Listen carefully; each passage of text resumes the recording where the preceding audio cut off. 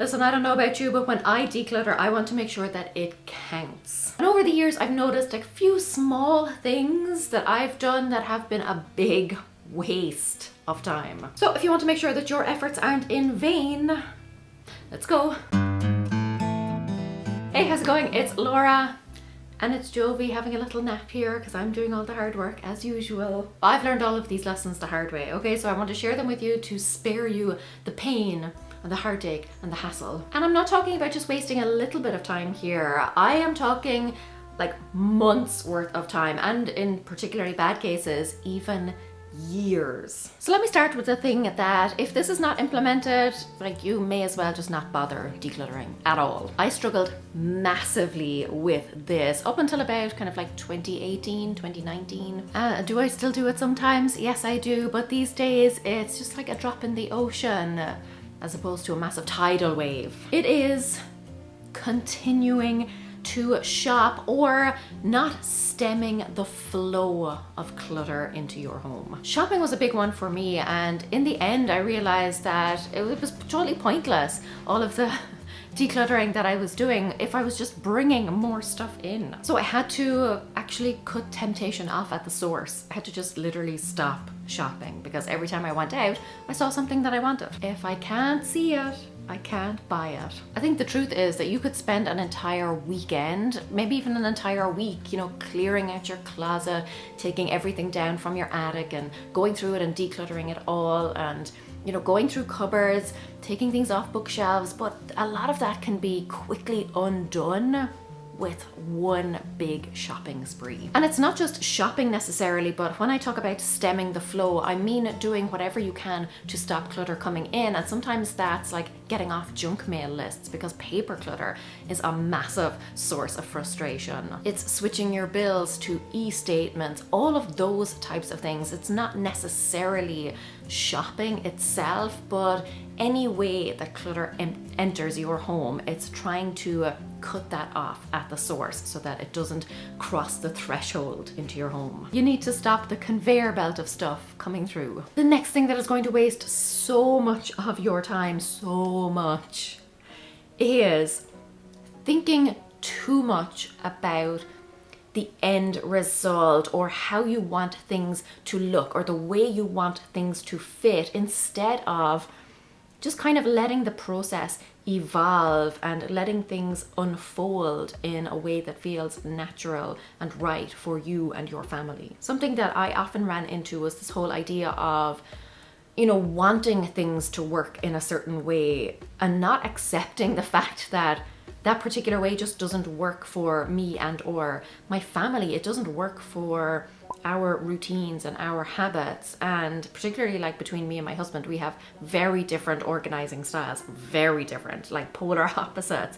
So the way that I organize things, while it's fine for my stuff, is not necessarily going to be the best way for him. So we have to find some middle ground or something that works for both of us, because if I try and kind of inflict or impose a certain thing on the household, it's just not going to stay that way, because other people or even myself, or we're not going to be able to maintain it. It's all well and good, you know, seeing a lovely picture of something online and thinking that's what I want for my home, or that's how I want my home to look. But if you focus too much on that, on those like perfect images, chances are you're going to be disappointed. Your home, because you live there, is not going to look and function like the homes in magazines. Or you might desperately want some form of organization system to work, but it just doesn't fit in with the flow of your family. It's fine having, you know, an idea of how you would like your home to work or function. It's fine to have an overall vision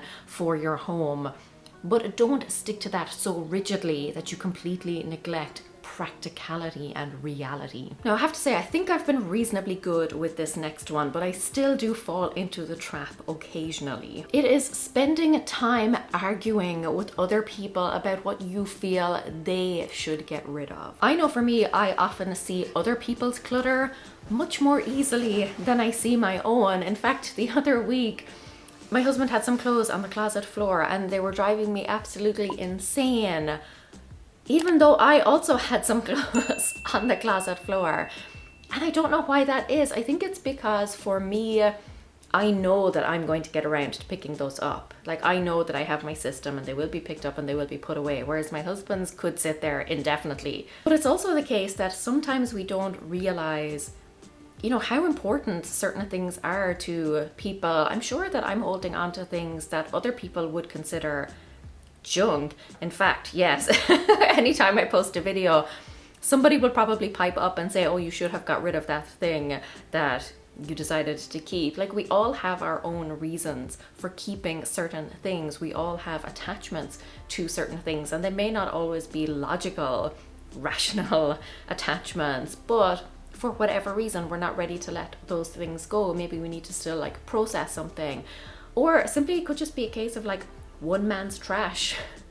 Like, there are certain things that I'm sure I can't understand why somebody else would collect them or keep them, and I'm sure, again, vice versa. For me, I often try and think of the example of running a marathon.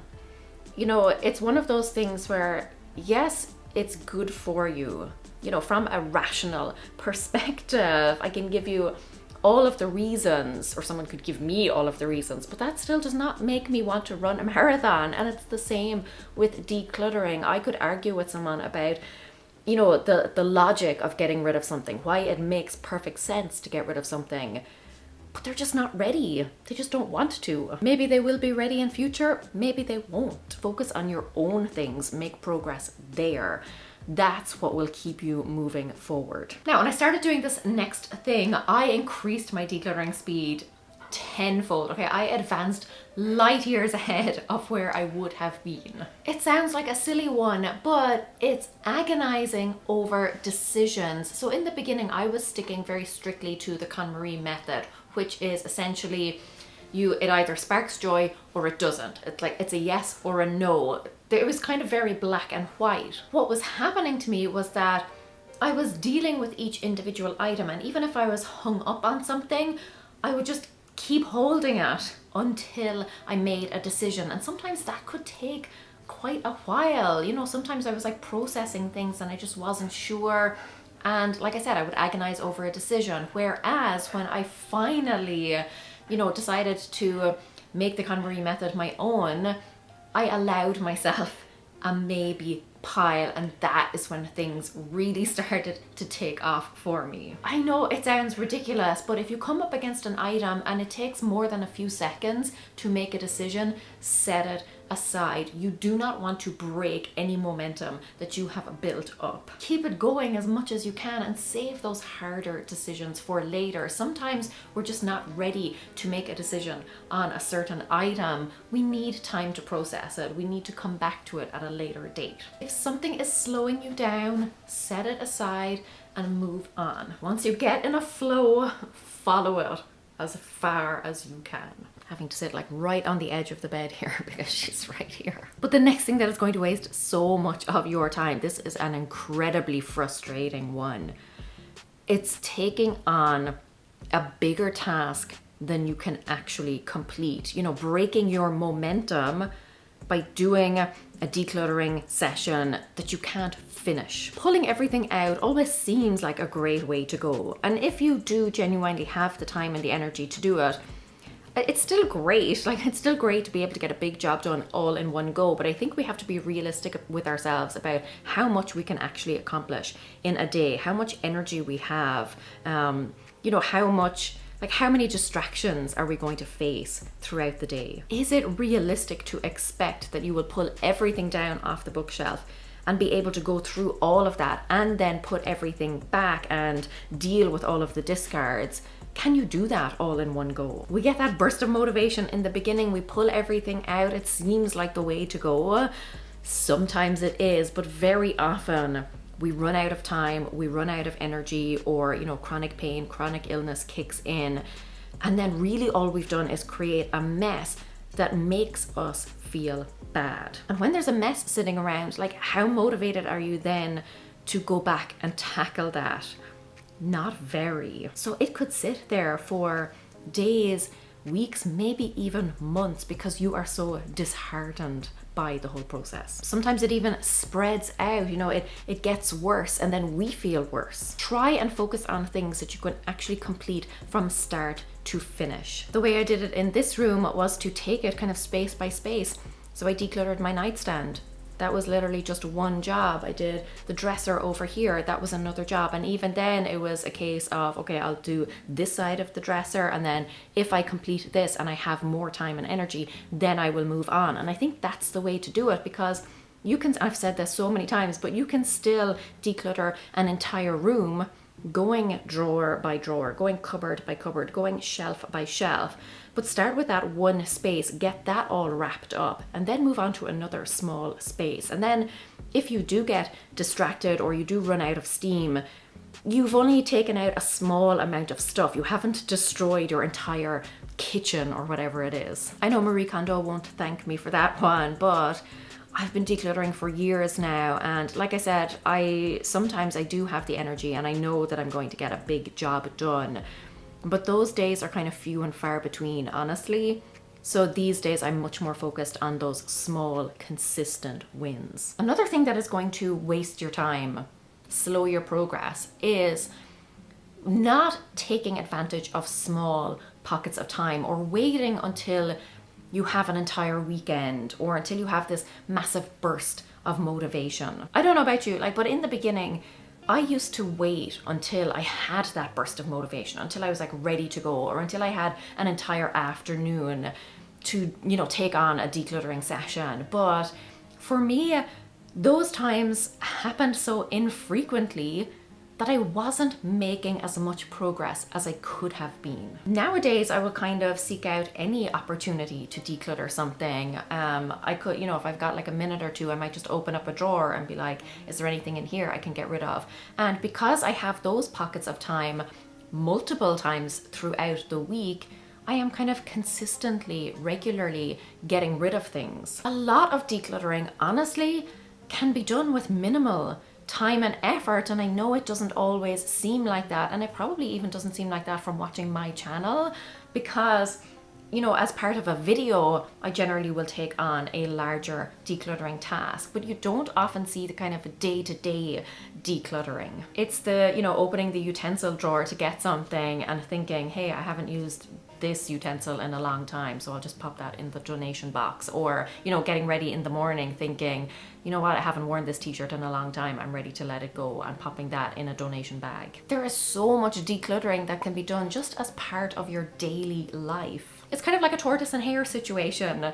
If you're the tortoise and just kind of making steady progress, you're probably going to hit the finish line a lot sooner than if you are waiting for those big bursts of energy. Like I said, you can still get an entire room done going drawer by drawer. If you take it one drawer per day, you're probably going to hit the finish line much sooner and have moved on than if you are waiting for a whole day or even a whole weekend when you can tackle that one room all in one go, start to finish. The biggest thing I would recommend here though is to have donation boxes already lying around your home, just in very handy, easily accessible places, so that when you do come across something, you can easily drop it in. But do not discount daily, regular decluttering in small doses. Ooh, this next one, I used to make this mistake all the time in the first few years of my decluttering journey, but I eventually learned the lesson. If you are not getting stuff out of your home as soon as you have decided that it's leaving,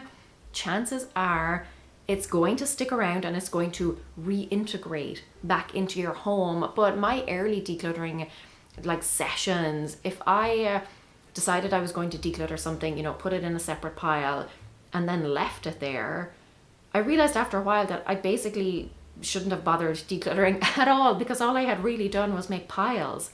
I had just separated out the stuff, but if it was still sitting there, what was I really gaining by doing that? Making a decision is kind of only half the battle. Making that pile, what have you really achieved by doing that? So, and yeah, like I said, sometimes it reintegrates. Sometimes somebody else will spot something and they will say, oh no, I want that. And before you know it, it's been spirited away back into the house somewhere. Or you kind of forget, or the pile falls down and it gets mixed up with other things, or you forget that that was your decluttering pile, or you have one pile of stuff, you know, to sell, one pile to donate, one pile to gift to a certain person, and it just all gets jumbled up and you end up having to redo the job all over again. Ask me how I know. Another trap that I've fallen into with this one is you start second guessing yourself. You know, if you have a box there that is supposed to be donated, but it's been there for a while, chances are, this is what I've done, before you go to donate it, like if a few months have passed, you might think, oh, I'll just have a quick look in here to make sure that this is stuff that I want to get rid of. And then of course you're like, do I really want to get, like, it just starts the whole process. And basically, again, you're having to make those decisions all over again. Total waste of time doing the job essentially twice. Make your decision, follow through. You don't necessarily have to drop everything on that day and make a trip to the charity shop or whatever, but at least box the stuff up, close it up, put it in your car, put it somewhere out of the way so that you can immediately get it out of your house. It's not sitting around in a pile somewhere, and the next time you are out and about, you can drop it off. Just don't leave it sitting there, because I'm telling you, it will somehow find its way back in at least part of the pile. It pains me talking about all of these because I realize how much time I wasted, how much of my effort I wasted making all of these mistakes. Look, am I perfect? No. Do I still sometimes slip up and make some of these mistakes? Yes, I do. But for the most part, I've learned these the hard way, and I have put better systems in place now so that when I do a decluttering job, it's done. Now listen, don't be sitting pretty there thinking, you know, if I don't do those things, I'll be grand, I'll be flying, I'll be making so much progress. No, because sadly, there are other things that will slow you down and stall your progress. In this video right here, you're going to find some of the biggest offenders. If you really want to supercharge your decluttering efforts, go check that one out. And until next time, go raibh míle maith agam. Agus feicim mé sibh go luath. Slán.